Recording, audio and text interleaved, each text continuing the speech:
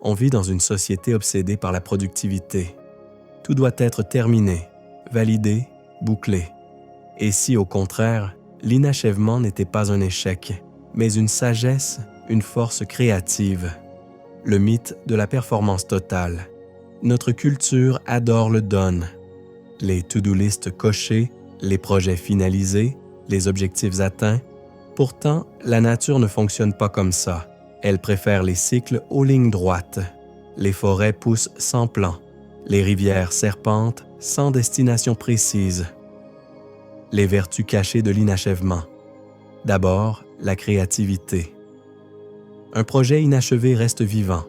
Il continue de travailler dans l'ombre, de connecter des idées improbables. Comme les milliers de pages de notes de Léonard de Vinci. Jamais finalisées, mais incroyablement fécondes. Ensuite, la liberté. Finir, c'est souvent figer. Laisser ouvert, c'est garder une porte sur l'improvisation. Proust a continué d'augmenter à la recherche du temps perdu jusqu'à sa mort. Et c'est ce qui a fait sa richesse. Enfin, l'apaisement, surtout pour les esprits hypersensibles ou TDAH. Accepter l'inachèvement réduit la pression du tout finir. C'est une forme de bienveillance envers soi-même. L'art de l'abandon stratégique, ne pas finir, ce n'est pas forcément procrastiner, c'est discerner. Ce qui doit être terminé, les engagements, les promesses, les actions à impact direct, et ce qui peut rester ouvert, les idées, les explorations, les créations. Voici quelques exercices pratiques. Prends quelques minutes, liste des projets inachevés qui te pèsent et demande-toi, quelle peur m'empêche d'y mettre un point? Qu'est-ce que j'ai déjà appris grâce à ce chemin? Est-ce que je peux considérer ce projet comme achevé pour l'instant?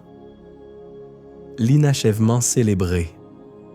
L'art, la littérature, même la tech, nous montrent que l'inachevé a sa propre grandeur.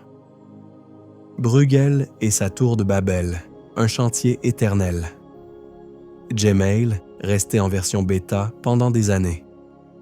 Melville, qui fait du « je préférerais ne pas » une arme radicale contre l'absurde. Pour conclure, l'inachèvement, ce n'est pas un abandon, c'est un respect du processus plutôt que de l'objectif, un respect de la complexité du réel, un respect de soi en refusant l'épuisement. Paul Valéry le disait avec justesse, un poème n'est jamais fini, seulement abandonné. Et parfois, c'est dans cet abandon choisi que réside toute la beauté. Alors, toi, quel projet pourrais-tu libérer en acceptant de le laisser inachevé?